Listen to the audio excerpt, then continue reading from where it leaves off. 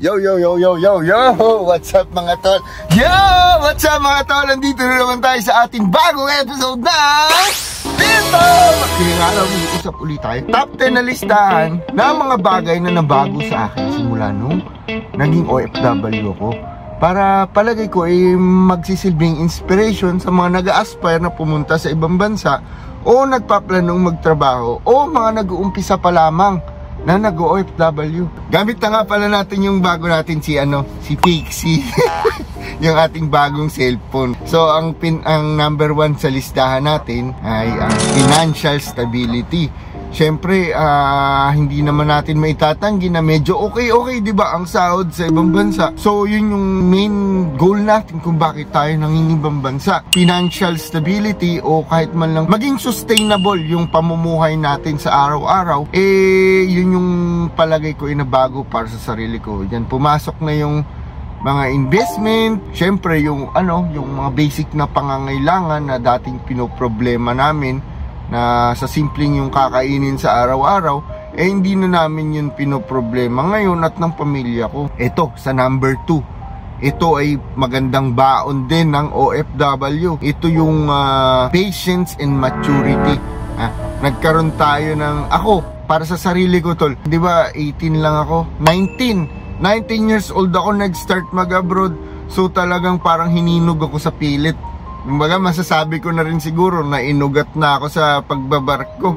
Kasi 10 taon ako doon. So imagine niyo tol, 19 years old ako nag-start magbarko, tapos tumigil ako 29 years old na. So 10 taon nga na pagbabarko, na-develop doon yung pagiging mature ko. Nasa prime age ako at siyempre yung mga karamihan sa edad ko, yun yung kasarapan ng paggagala, pamamasyal, good time, karamihan pero hindi lahat, di ba? Syempre, yan yung mga panahon na ini-enjoy mo yung youth days mo, na yun yung nabago nung nagsimula akong mag-abroad, particularly nung nag-uumpisa ako sa barko. At syempre hinubog din naman ako ng barko tol, na palawakin pa ang aking pasensya. Kagaya nga ng sabi sa akin ni Daddy Obet, yung aking mentor sa barko, isa sa aking mentor sa barko, kung magbabarko ka, kung ang dala mong pasensya isang timba,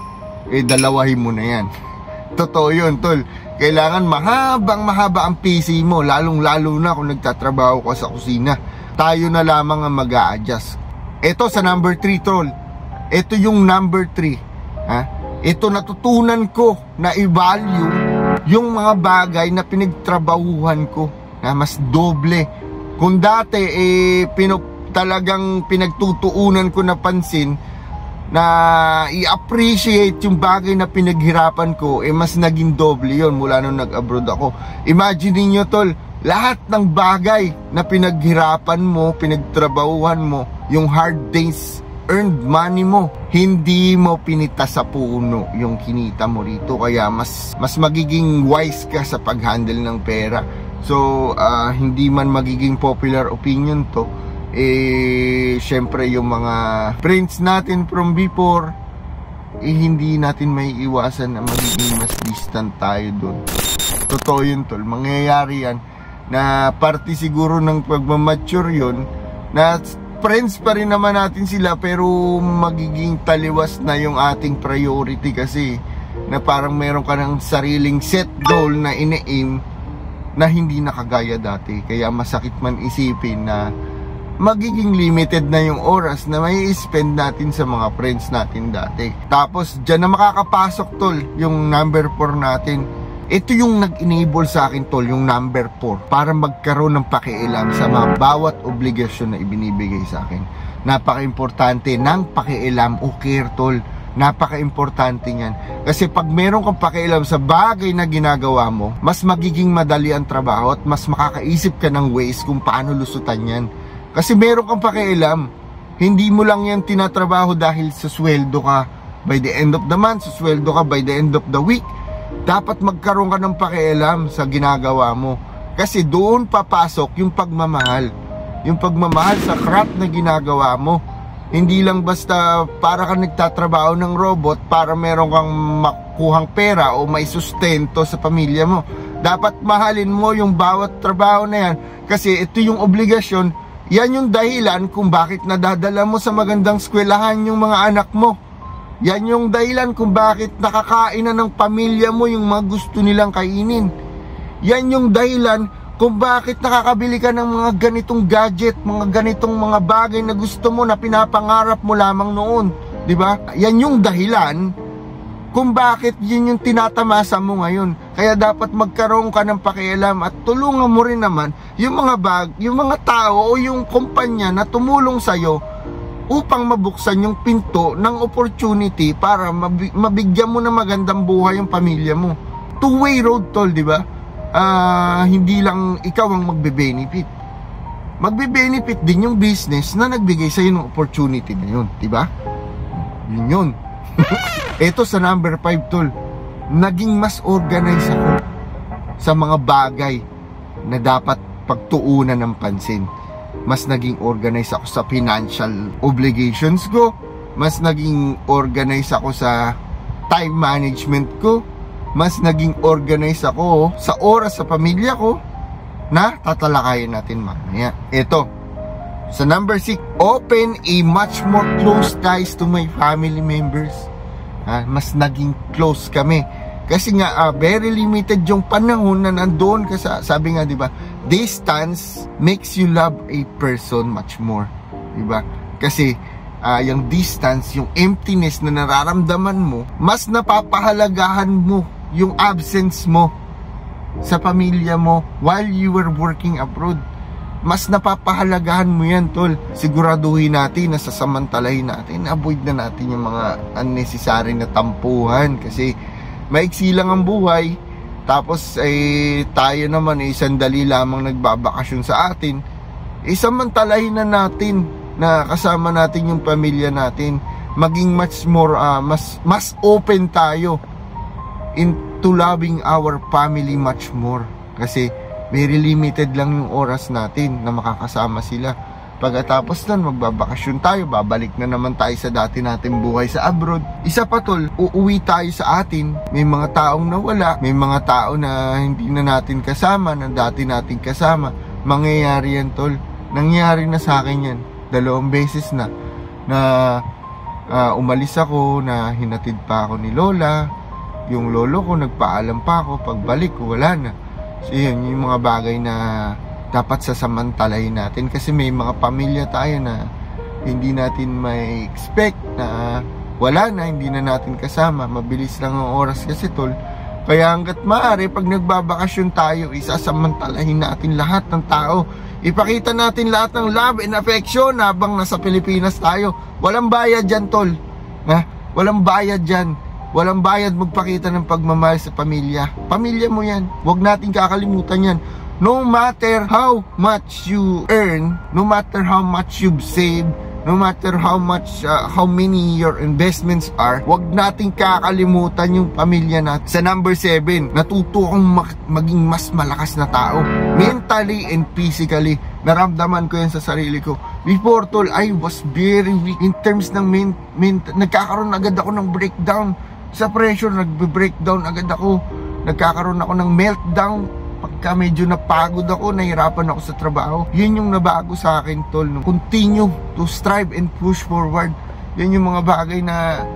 Kasi wala tayong choice, tol, eh. No matter how hard the situation is, never, ever make your option in giving up. Kasi eventually, malalampasan mo yan, tol. Eventually, yan yung mga araw na pinaghirapan mo, itatawanan mo na lang yan pagdating ng panahon. Marirealize mo yan at magiging satisfaction yun sa'yo na naging mas malakas ka, nag-grow ka. Magpapasalamat ka sa past self dun sa nakaraang sarili mo. Sabi mo, salamat. Salamat, Team Tom. Salamat, nakaraang sarili ko. Hindi ka sumuko noon. Hindi ka bumigay. Hindi ka nagpadala sa stress. Hindi ka nagpadala sa lungkot. Hindi ka nagpadala sa homesickness. Salamat, dating Team Tom, salamat. Sa number 9, tol, na-enjoy ko yung feeling into providing something, into offering something into my family. Yan yung pinaka satisfying na feeling para sa akin, tol. Na nakakapag-provide na ako nakapag-render na ako ng tulong, may kapasidad na ako, meron na tayong number 1, financial stability. May apply natin dito sa number 9. May enjoy na natin yung pakiramdam na nakakatulong tayo sa iba, sa pamilya natin lalo, especially, di ba? Na ang sarap-sarap ng pakiramdam na dati pinapangarap mo lang na mabigyan yung magandang buhay yung pamilya mo. Ngayon, unti-unti ka nang nandoon sa path ng success na mapulfill yung goal na yon para sa pamilya mo. Ang sarap ng pakiramdam na ganun, tol. Hindi ba kayo na-hype dito, tol? Natatandaan ko to, tol. Ito yung nakapagpalakas sa loob ko nung unang dating ko sa puerto namin na nagkaroon kami ng signal. Ito yung pinaka nagpalakas sa pakiramdam ko na nag-text sa akin yung tatay ko. Siguro hindi alam ng tatay ko to, pero nag-text siya sa akin noon na, Tom, salamat kasi yung mga kapatid mo nakakain na yung gusto nilang kainin. Nakakakain na kami ng mga gusto namin kainin ngayon. Yun yung nakapagpataba ng puso ko na sabi ko, gusto ko tong ganitong pakiramdam na nakakatulong ako sa pamilya ko, na nabibigyan ko sila ng privilege upang basic lamang na mga gusto nilang kainin may bibigay ko. Yun yung main goal ko, yun yung pangarap ko para sa lahat ng kapamilya ko, na kung magkakaroon ako ng sobra-sobra, lahat yan sila magkakaroon, hindi maaring hindi. Pero ngayon, sisimulan muna natin sa pamilya natin, di ba? Yun yung masarap na pakiramdam, na yun yung feeling of providing. Kaya patuloy pa rin tayong kumakayod ngayon. O yun, tama. Eto, tol, napaka-importante nito. Pinaka-importante to sa lahat ng binanggit ko, yung siyam na binanggit ko. Baliwala yan kung hindi ito sa number 10 na to. Naging mas close ako sa Panginoon. Mas naging open-minded. Natuto akong magdasal dahil sa barko. Natuto akong magdasal dahil sa pag-abroad. Doon lumaki ako sa Christian family. Mas naging close ako sa Panginoon. Sabi nga, di ba? Bibigyan ka talaga ng pagsubok ng Panginoon at kakalabitin ka niyan. Kahit ganong kataas ka, kakalabitin ka niyan in order na talagang parang ibaba mo yung sarili mo. Nangyari sa akin yun, tol, multiple times. Yun nga, siguro blessing, at the same time mabait pa rin yung Panginoon sa akin, kasi binigyan niya ako ng blessing na makapagtrabaho. At the same time, kinalabit niya ako na, oy, Tinto, medyo nagiging distant ka sa akin. Ito, bibigyan kita ng ganitong pagsubok para maalala mo sa sarili mo na nandito ako. Yun. Mas naging malapit ako sa Panginoon. Natuto kong magdasal. Tumatag yung pananalig ko sa Panginoon.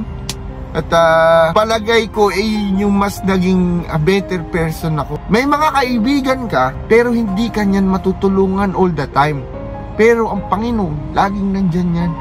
Kung may problema ka, magdasal ka. Napakalaki ng kapangyarihan ng pagdarasal, tol. Subok ko na yan. Napaka-powerful ng prayer. Sobrang makapangyarihan yan, tol. Lahat ng hinihiling mo sa Panginoon, as long as very pure ang intention mo, at ikabubuti ng lahat, ibibigay sa yan. Sasamahan mo ng sipag, sasamahan mo ng pagmamahal, sasamahan mo ng pakialam, sasamahan mo ng lahat ng nasa listahan natin na to, at ipagdarasal mo, sigurado mangyayari yan 100%. Garantiya ko sa iyo, tol. Money back guarantee. Mangyayari yan. Hindi maaring hindi. O, yun, tol. Yun ulit, closing remarks na naman ulit tayo. At salamat ulit sa pagsama sa pagkukwentuhan natin. At nag-enjoy naman ako, pero gutom na ako. Maraming salamat, tol, sa lahat ng nanonood. At patuloy tayong lumalago yung pamilya natin. Mamaya, tol, may content tayong kakaiba. Meron tayong nakita sa marketplace na libreng cellphone. Kukunin natin mamaya. So yun, i-content natin yun. Free cellphone. Ito si Tito Tim Tom, signing out. Tol, subscribe naman kayo sa YouTube ko para sabay-sabay tayong mamasyal at mapagsalu-saluhan natin kung ano yung mapapasyala natin dito sa Down Under. Bye-bye. Thank you, tol.